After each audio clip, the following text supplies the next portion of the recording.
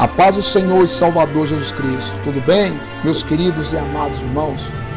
Meus amados, você conhece sobre o Mar da Galileia? Nós vamos abrir aqui fatos e curiosidade bíblica acerca do Mar da Galileia. Bom, o Mar da Galileia era conhecido por esse nome por estar localizado na região da Galileia. E o seu nome original no hebraico é Kineret. Chamava-se Kineret por ter um formato de um quinó, no hebraico, que significa harpa ou violino. O Mar da Galileia, além de Kineret, era conhecido também por Lago de Tiberíades, porque havia uma cidade que fora construída por Herodes Antipas para homenagear o imperador romano Tibério. E a mesma recebeu o nome de Tiberia, ou Tiberíades, que ficava às margens desse grande lago. Outro nome também conhecido na época do Senhor Jesus, era conhecido como o Lago de Genezaré. Bom, era conhecido como Lago de Genezaré, porque havia uma cidade chamada Genezaré, que ficava também nas margens desse grande lago de água doce. Por isso que recebia o nome de Lago de Genezaré. A palavra Genezaré é uma expressão que vem do grego, o nome da cidade de Genezaré, ao qual realmente, tinha o nome de Kineret no hebraico. O Mar da Galileia é o maior lago do país. Tem um comprimento máximo de cerca de 19 quilômetros e uma largura máxima de 13 quilômetros, sendo que sua área total abrange 166,7 quilômetros. O seu afluente principal é o Rio Jordão, que vem do Monte Hermon e de Cesareia de Filipe, e que é também o seu afluente, seguindo depois para o Mar Morto.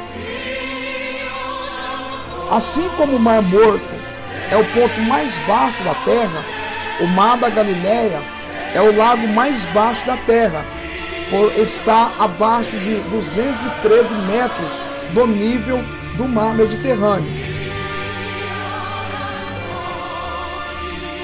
Pelo fato do Mar da Galileia ficar 213 metros abaixo do nível do Mar Mediterrâneo, esse grande lago é considerado isolado por não ter nenhuma ligação com os outros mares e oceanos.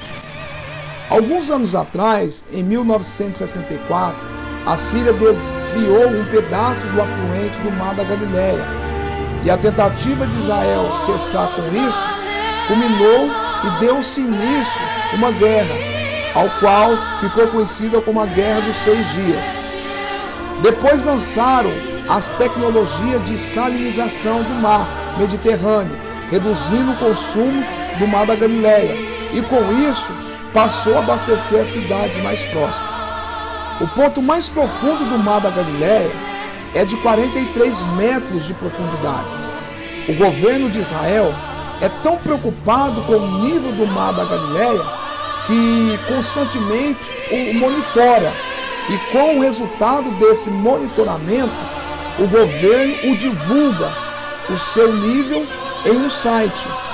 Nos tempos do Novo Testamento, ficavam nas suas costas a cidade de Tiberíades, fundada por Herodes Antipas, no tempo e da infância de Jesus, Cafarnaum, Betsaida, Genezaré e Magdala, entre outras. A nordeste desse grande lago fica as colinas de Golã. Mas nós aprendemos sobre o Mar da Galileia no seu contexto histórico e a grande importância que o Mar da Galileia é para o povo de Israel. Mas que importância para nós que somos cristãos? Qual que é a relevância desse grande lago de água doce para nós cristãos? Sabemos que o Mar da Galileia foi o grande palco do Senhor e Salvador Jesus Cristo, nas suas curas, nas suas libertações. E segundo a Bíblia, devido Jesus ter se retirado de Nazaré e adotar a Cafarnaum, grande parte de seu ministério messiânico ocorreu nas margens do lago de Genezaré. É por isso que muitos falam que o lago do Mar da Galileia é conhecido como um grande palco do Senhor e Salvador Jesus Cristo. No contexto da época, havia uma faixa de povoamento à volta do lago, e muito comércio e transporte por barco. No entanto, sabe-se que a Galileia era uma região mais pobre do que a Judéia, de modo que a população local estava atravessando momentos difíceis durante o primeiro século da Era Comum. Os evangelhos de Marcos, capítulo 1, versículo 14 ao 20, Mateus, capítulo 4, versículo 18 ao 22, descrevem como Jesus recrutou 4 dos seus apóstolos nas margens do lago de Genezaré. Os pescadores Pedro e seu irmão André e os irmãos João e Tiago. Um conhecido famoso episódio nos evangelhos aconteceu em uma colina com vista para o lago. E muitos milagres de Jesus também aconteceu aqui. Por exemplo, quem não se lembra de Mateus capítulo 14, versículo 22 ao 36, quando Jesus ele caminhou pelas águas. E também não falar também que quando Jesus acalma as tempestades, em Mateus capítulo 8, versículo 23 ao 27. E não poderia também esquecer, em Mateus capítulo 14, versículo 13 até o 21, quando Jesus ele alimenta 5.000 pessoas. Então são relatos, são fatos, na verdade, queridos, que aconteceu justamente nas margens desse grande lago de água doce, chamado Mar da Galileia.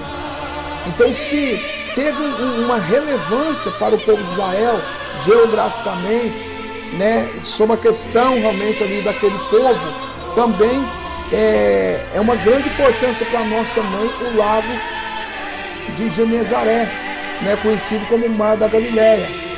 Que Deus possa nos dar conhecimento, possa entender sobre esse povo, sobre a sua geografia, sobre o seu contexto histórico, geográfico, para que nós possamos entender de uma forma mais profunda a palavra de Deus. Amém? Deus abençoe vocês e a paz do Senhor e Salvador Jesus Cristo, e até mais.